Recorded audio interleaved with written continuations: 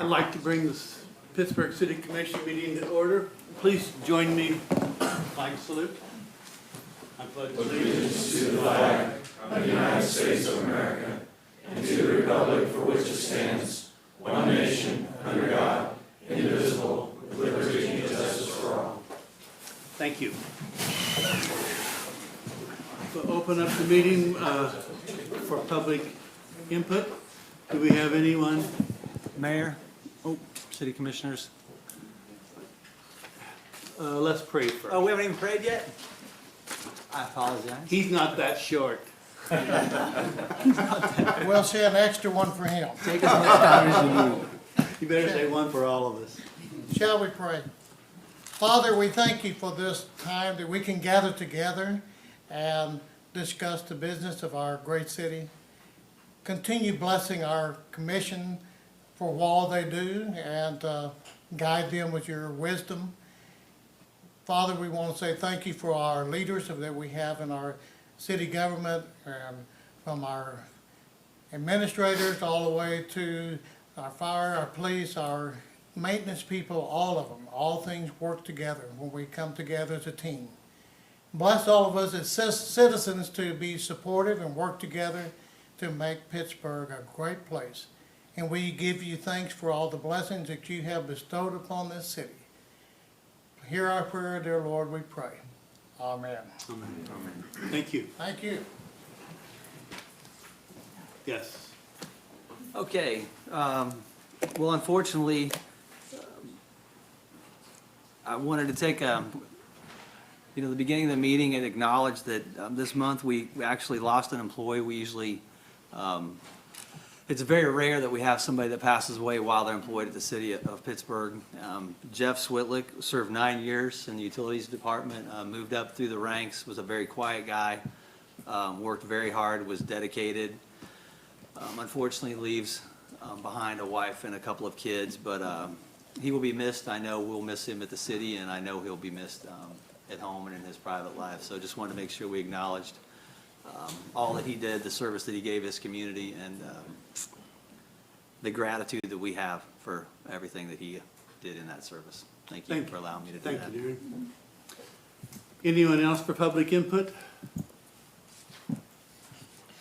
Seeing none, I close public input. Open up the consent agenda. Do we have anything to pull off the consent agenda? I'd like to remove item B, please. B as in baby? Yes. I'd like to remove F, G, and H. F, G, and H. Okay, anything else? I'd like to remove C, E, and I think that's just about it. So we have a motion to approve the consent agenda? I make a Minus- motion to approve the consent agenda only including A and D. Second. A, D, and I. Oh, okay. It's been moved and seconded.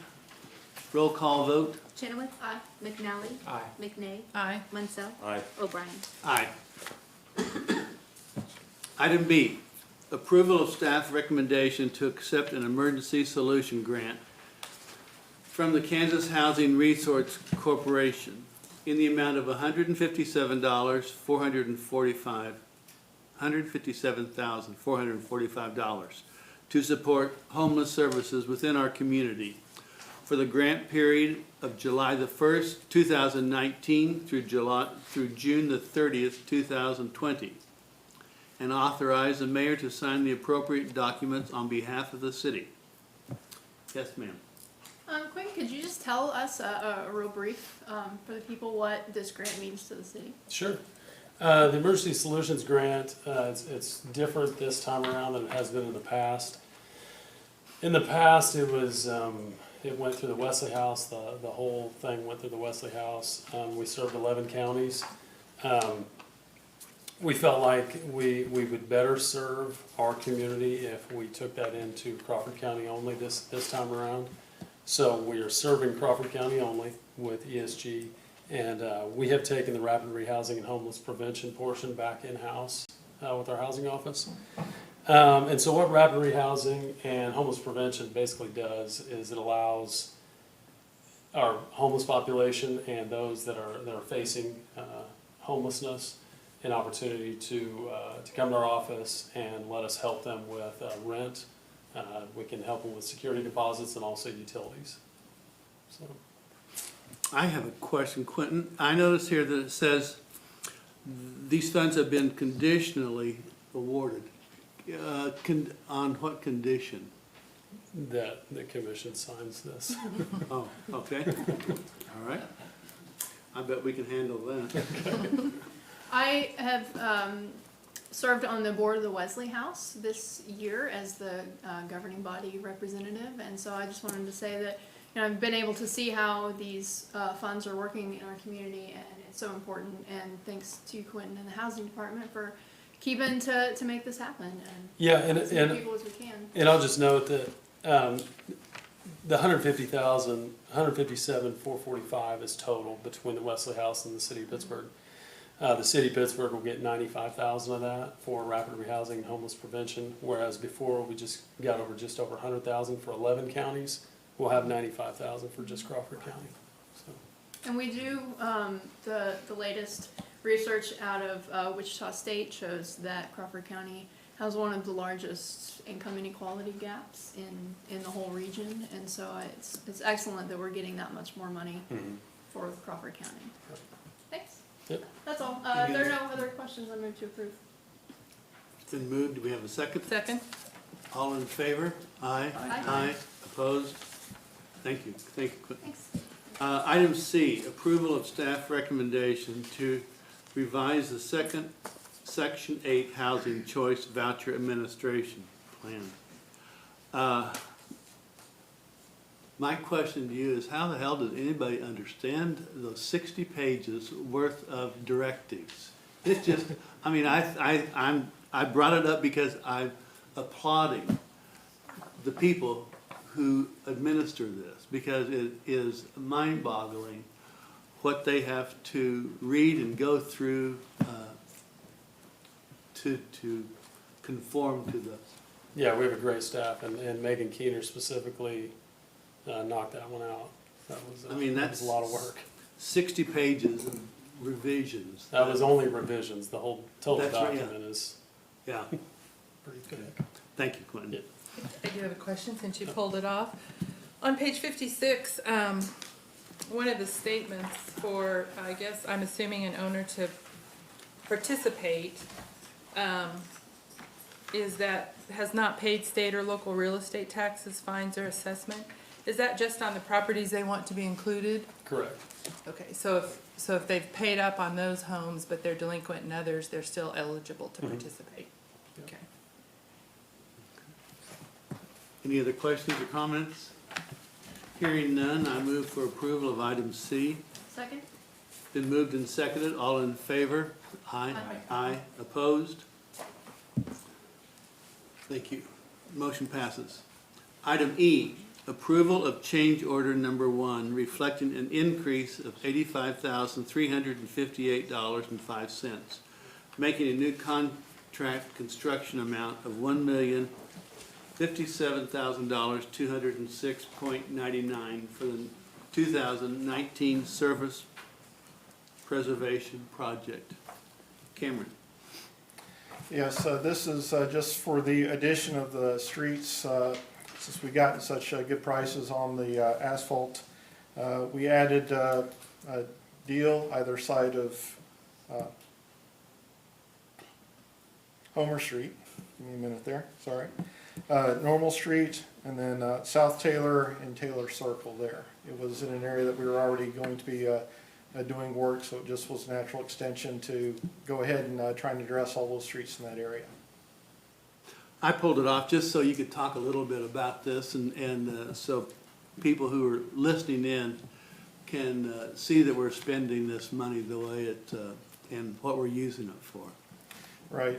This is part of the overall project was to mill and overlay from 20th Street on up to Atkinson. Also did the restriping up there at that intersection, as well as from about Madison on south to Centennial and also did the striping down there. And then we're also in the Stillwell area. Any questions or concerns? Seeing none, I move approval for item E. I second it. It's been moved and seconded. All in favor? Aye. Aye. Aye. Opposed? Motion passes. Thank you, Cameron. Item F, approval of ordinance number S 1063, levying a special assessment against lots of parcels of land on which exist weeds or obnoxious vegetable growth to pay the cost of cutting or removing said growth, and authorize the mayor to sign the ordinance on behalf of the city. Jamie, I pulled this off really so we could talk about F, G, and H.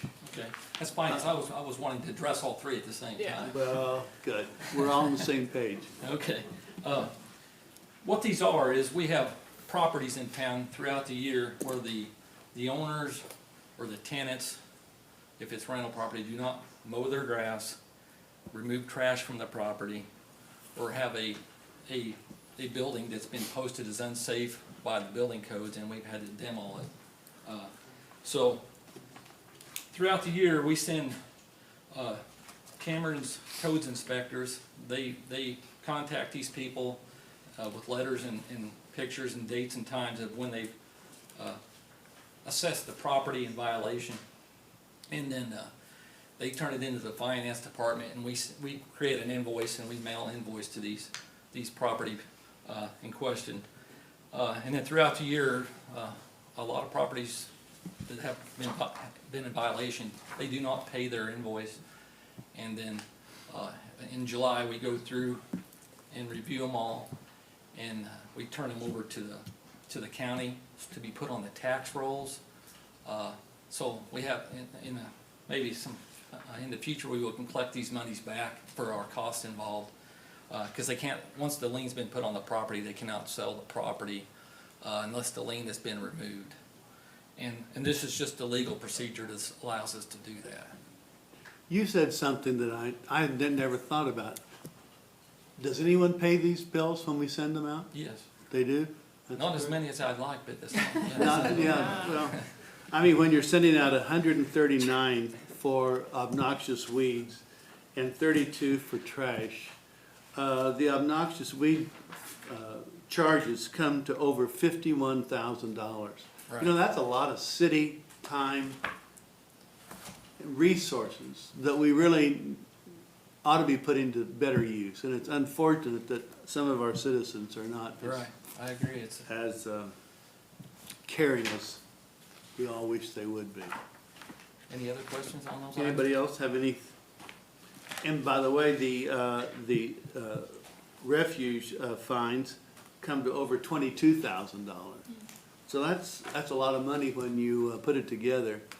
And who knows when we get this money? It's going to be a long way down the road for a lot of this. Right. But it's something that we've fought for as long as I've sat up here. Right, and not only do we have the enforcement crews, we have to have people go out and actually mow it and pick up the trash and remove it and those types of things as well. So And then you all spend time, putting it together and billing it. pulling it off and sending it to the county, right? yeah, it's a mess. Do we ever look at this in terms of approving vendors? If we have a vendor that is costing us money on one hand, but we do their services, we use their services on another, do we ever correlate that No, but we information? might be able to cross-reference that. Okay. Any other questions or concerns? And as far as I'm concerned, we can put F, G, and H. Is that okay? Yeah, we'll need to vote on each one. Each one, okay. Okay, item F. A second. It's been moved and seconded. All in favor? Aye. Aye. Item G. Motion to approve. Second. Sorry, you get the next one. It's been moved and seconded. All in favor? Aye. Aye. Item H. I second it. Okay. It's been moved and seconded. All in favor of item H? Aye. How many we've done? Aye. Okay, now we're down to public hearing. Proposed 2020 budget. The City of Pittsburgh advertised for a public hearing to be held on August the 13th, 2019, at the City Commission meeting commencing 5:30 p.m. in the City Commission room located in the Law Enforcement Center, 201 North Pine, for the purpose of hearing and answering questions relating to the proposed 2020 budget. Yes, sir. Mayor, this is a legal requirement that municipalities are required to go through annually when they do the following year's budget adoption. So what I'm asking is for you guys to open up for a public hearing on the budget. And if there's anyone from the public who'd like to speak at that time. We'll open up public hearing for the proposed budget. Do we have anyone that wants to come before us? Seeing none, I close public hearing. Okay, next I would like for you guys all to vote for adoption of the 2020 budget as presented at the last July meeting. And if so moved, with the unanimous vote to have all of you sign the state budget certificate with Tammy after the meeting, because I'll need to send that to the county clerk to be certified there, and then they take it and send it on up to the state of Kansas for their acceptance. I'd like to say one thing. I don't know if anyone else wants to speak about the budget, but I want people to be aware that whether we ask questions about the budget tonight or not, we, the commission, we have spent a lot of time with the city manager and in work sessions going over this budget. And so really, most of our questions, or my questions, have all been answered. And it's not like we're just rubber stamping this budget. We've gone over it and over it and over it. And I just want you all to be aware that, that we have. And not only as a body, I mean individually, several of you have come in and spent,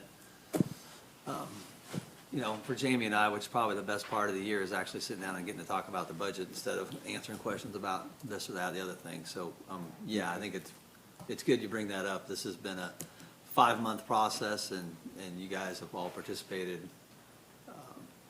We don't In just many have a ways. rubber stamp that we're stamping this with. It's, Right. it's been gone through. Anybody else have a question or anything?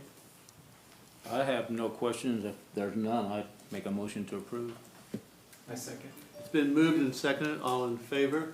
Aye. Aye. Opposed? Thank you. Thank you, sir. Consider the following. Eagle Picture Technologies, LLC, transfer of property ownership. Consider the recommendation of the Economic Development Advisory Committee to transfer ownership of the property located at 2919 Rotary Terrace from the City of Pittsburgh to Eagle Picture Technologies, LLC, with the stipulation that a lithium disposable facility will be operational and staffed by 2 new Eagle Picture Technology, LLC employees no later than March the 1st, 2020, or the company will repay forgiven lease payments in the amount of $147,900. All right, thank Good you, Mr. evening. Mayor, Good evening. members of the commission. I've had the pleasure of standing in front of you multiple times over the last few years to talk about expansions and growth at the Pittsburgh Eagle Picture facility. I will remind our residents that the city of Pittsburgh actually owns that facility. Eagle Picture has leased since 2006. Total, Eagle Picture has invested over $1.4 million in lease payments. And I'm here tonight to talk about another opportunity to grow that, and very pleased to have Shannon Baker, who he won't take credit for it, but he should, is responsible for much of the growth at Eagle Picture, served as the plant manager here for several years, has ascended into the Eagle Picture leadership, and now is over both the Pittsburgh and Joplin facilities to describe the project that we're going to discuss tonight, and some growth opportunities at Eagle Picture, And the request that the company is making of the city is the current lease that the company has with the city of Pittsburgh states that at the end of 2021, that the city would hand over ownership of the property to Eagle Pitcher, and particularly with so many growth plans. This company approached us and said, you know, it may just be easier rather than us coming and asking for you to pay for certain improvements to the building if you give that to us and we're responsible for those. So before I get too much further, I want to ask Shannon Baker to come on up and talk about specifically the lithium disposal facility, and we have an aerial of the Eagle Pitcher facility up for your review. So our facility is a thermal battery manufacturer, and we deal with lithium, is the anode material in our battery. Through the processing and manufacture of batteries, we have some of the what we call all-fall of lithium debris. Anything that has excess lithium on it has to be disposed of. And currently, we have to pack that up as hazardous material. And because lithium is very reactive with any type of moisture, we have to pack that up and ship that out of the Pittsburgh facility to a hazardous waste facility. We have worked with another company for our Joplin location, and we're working with them to bring this lithium debris deactivation system to the Pittsburgh facility. The company that we will be working with and bringing another company to Pittsburgh is 06 Environmental out of St. Louis. We do a lot of work in Joplin, and they will be working to build this facility for us and put the process in place for us to be able to deactivate our lithium debris, and will in turn eliminate having to pack hazardous material on the roadways out of the city there as well. So we're looking at, in the picture that you see up here, the back parking lot on the, I guess I don't know which side you're on, the left side of the picture. There will be a construction of a small I think it was around a 30 by 30 building that we will then staff with 2 people to do the deactivation throughout the year, and we will be we're ready to turn the page on that. The contract with our 06 Environmental is with our legal review and ready to go. How much total volume will that take care of? It always depends on the volume that we Bring in? that we manufacture throughout the year. I don't have the specific numbers of volume of lithium that we will deactivate. I don't have that off the top of my head. I'm sorry. Shannon, is there any idea in the foreseeable future if this 06 Environmental could it expand into a facility that would service other industries? The intent of working with 06, and they have been very thrilled with the idea of being able to come to the Pittsburgh area, and their sales team has been very excited about getting a footprint into southeast Kansas, so then they can start working with other facilities in the area to be able to provide services for them as well. So there's other facilities that produce hazardous waste? 06 does a variety of additional, not just hazardous disposal, but they do, they have some remediation processes that they take care of. They have a wide range of environmental services they provide. Great. So it's not a finished product? No, they are actually very interested in expanding into the southeast Kansas area. Terrific. And Mr. Mayor, I mentioned the $1.4 million that Eagle Pitcher has invested in lease payments. I think probably even more notable is the fact that when they opened in 2006, they opened with 26 employees. That headcount is now over 100. And not only are they jobs, they're good paying jobs. They average about $18 an hour, which is well above the county and the state average. And again, Shannon's leadership has been a big part of that, and the city has been able to partner with Eagle Pitcher to make that growth happen, and look forward to doing that even more in the future. So as I mentioned, this request came from Eagle Pitcher to transfer ownership of the property, because I know you have some other growth plans there as well. So the Economic Development Advisory Committee considered this request at its July meeting.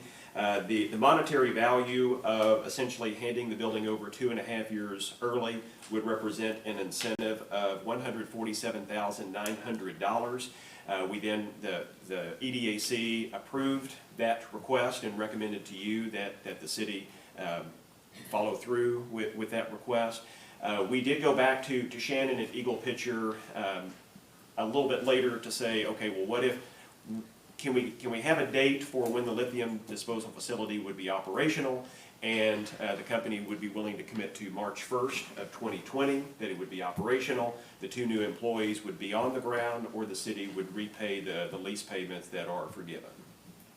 In EDAC's discussion, was it a unanimous decision? Yes, sir. It was. Great, that's terrific.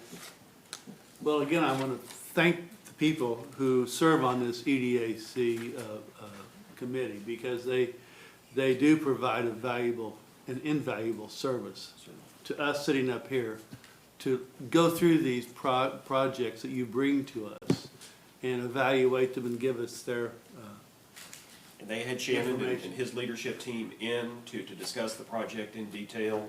So you're right, they spend a lot of time and effort vetting these projects. Okay. Thank you. Any other discussions or questions? If there's none, I'll make a motion to approve. I second. It's been moved and seconded. All in favor? Aye. Aye. Opposed? Thank you. Thank you very much. Thank you. Thank you for being in Pittsburgh. Conditional use permit request. The Planning Commission, Board of Zoning Appeals, in its meeting of July the 22nd, 2019, voted unanimously to recommend governing body approval of a request submitted by the First Church of the Nazarenes of Pittsburgh for a conditional use permit under the provisions of Article 30 of the Pittsburgh zoning ordinance to allow a church to be located on the property located at 804 East Quincy. Yes, sir. The First Nazarene Church requested that this property be able to be used for church purposes.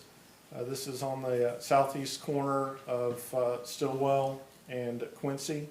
They butt up against it on the east side, and there's residential housing to the south. It was there was no opposition to this request, and it was unanimous decision or recommendation of the board to the governing body. This does take this piece of property off the tax roll. Is that correct when it gets transferred to a church? I believe it would already be off the tax rolls. This just allows them for the conditional use of that property in a residential area for a church purpose. So they already own it, they just Yes. want it rezoned? Yes, they already own it. It's not a rezone, it's a conditional use. Oh, If the property were to be sold, different owner, different use, that new owner would have to come in and request that conditional use. It goes away once that use is changed or the ownership is changed. Any other questions or concerns? I move to approve. A second. It's been moved and seconded. All in favor? Aye. Aye. Aye. Opposed? Thank you, sir. Item C, conditional use permit request. The Planning Commission, Board of Zoning Appeals, in its meeting of July the 22nd, 2019, voted unanimously to recommend governing body approval of a request submitted by the First Church of the Nazarene of Pittsburgh for a conditional use permit under the provision of Article 30 of the Pittsburgh zoning ordinance to allow a church to be located on the property located at 814 East Quincy. All right, this will be the same song, second verse. This property was residential when the church had bought it. There had been a house, I believe it had been as a rental for several years. They've since demoed that house. They're looking at potential expansion on this.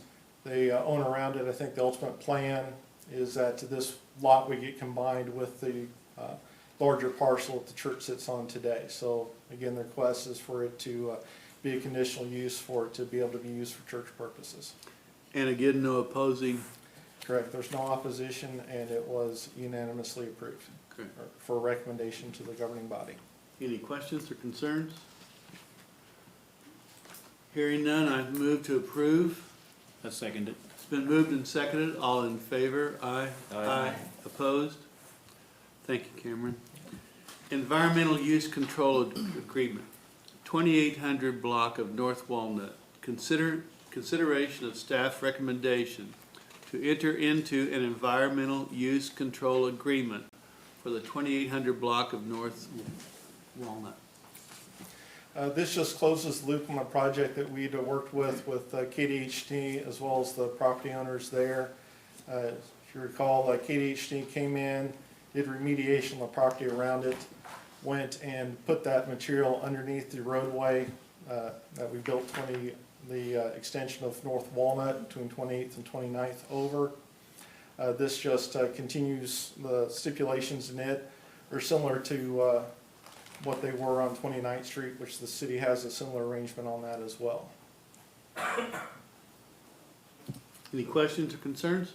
So this is just to execute that, Right, that just nobody will, get the final paperwork done.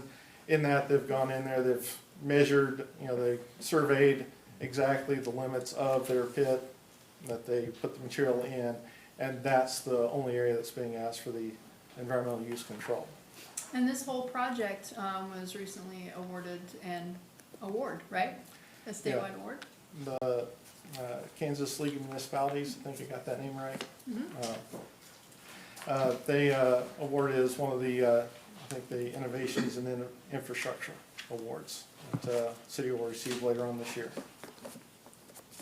That's great that the city and the state work together on this project to make this happen. Any other questions or concerns? I move to approve. I second. It's been moved and seconded. All in favor? Aye. Opposed? Thank you, Cameron. All right, thank you. Non-agenda reports and requests. Cameron, can you do a U-turn, please? So we probably would have had this in the agenda somewhere else, but we never know when it's going to rain around here. But I think Cameron has a pretty positive update on South Rouse, so I wouldn't want to not say it publicly. Yes, we put out a media release today. South Rouse will be open to two-way traffic as of Friday of this week. As if we were able to pour the curb this last Monday, and with the breaks we've been getting, it should be good for traffic. If not, we'll make sure and cone it off so that no traffic travels on it until it is firm enough for traffic to be on it. But anyone that's headed south to the residential area there can travel on that new concrete roadway, both north and south, I should say, as well. Northbound travel on it as well, again, beginning Friday.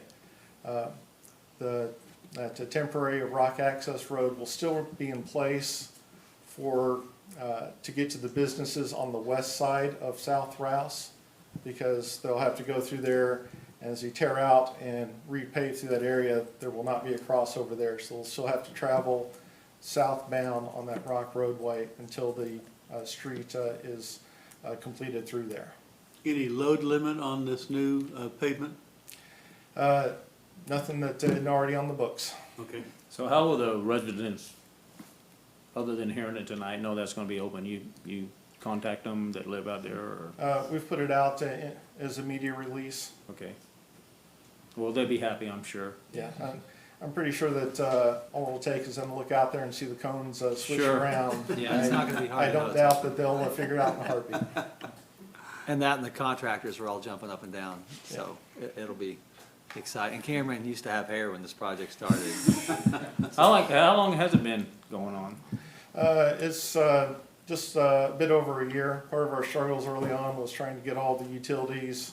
You can imagine trying to get a gallon worth of water into a shot glass worth of space. It was kind of the challenge we had early on with the utilities. And the weather has not been our friend. I know. How are they doing on working days? I mean, they're assigned, every state contract's assigned working days. I don't have the latest update for the working days, but just anecdotally, when I moved here 4 years ago, I was told, don't worry about cutting your grass after July 4th. It doesn't rain that much. Hadn't quite panned out that way. So Are they I do under- know they're tracking. Are they the working under days. their allotted working days? Yes, they're still underneath their allotted working days. And I should point out, Darren just said this, but this is a state contract. This is not our Correct. This is not our city contract, this is a state contract that's putting this in.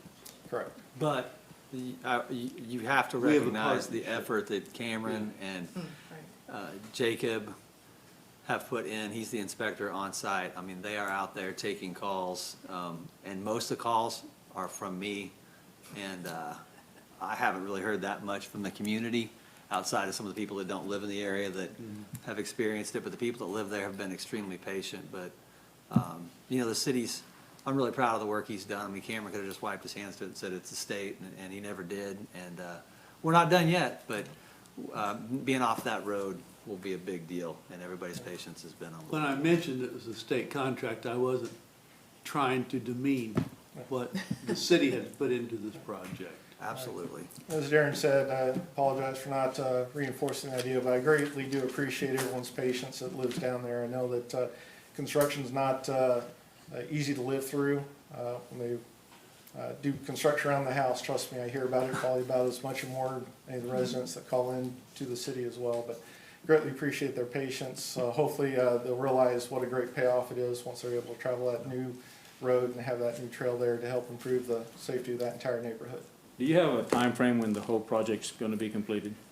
If you can give me an exact weather forecast, I can give you exact progress, to be fair. But I say, you know, all it takes is one heavy rain like we had, you know, a day or two last week, and then that can throw you off for a complete week depending on where you're at in the construction process. So as much as I hate to say it, it's truly down to just being able to have those working days and the weather that allows us to get out there and do it. And you still have work to do on the intersection with the actual traffic Yeah. signal at the end of it. Yeah, we still have the traffic signal, those improvements, if you remember, brought that before, those are still slated to be completed by September 15th. There at the intersection of Centennial and Route Street. Congratulations, Cameron. Thank you. Thank you. Good work. Anything else? Finally, if nobody's gonna mention it, All Aboard Foundation tour. Oh, Wanted to say thanks to Brad Snow and his staff. We are tenants over there, the HUD office. Some of them hung around tonight to meet with you, but the commission joined some of the department heads, and we went over and had a tour of that wonderful facility. It serves a great purpose. It was one of the key parts of the Imagine Pittsburgh 2030 plan. Originally, was to get everybody, as many as we could, under one roof, so people, it's much easier to serve people when you have light caseworkers looking at families together and helping them with housing and all the important things that it takes to raise a family. So, thanks, Brad. And nice facility. Yeah. I think thank it's you to full. Brad and thank you to Watco for putting it all together. I just wanted to encourage everybody to come out Friday night downtown to the Art Walk, 5. 5 o'clock? Anything else? Going to adjourn. I second it. It's been moved and seconded. All in favor of adjourning? Aye. Aye. Opposed? Motion passes. Thank you all. We got it. I got it.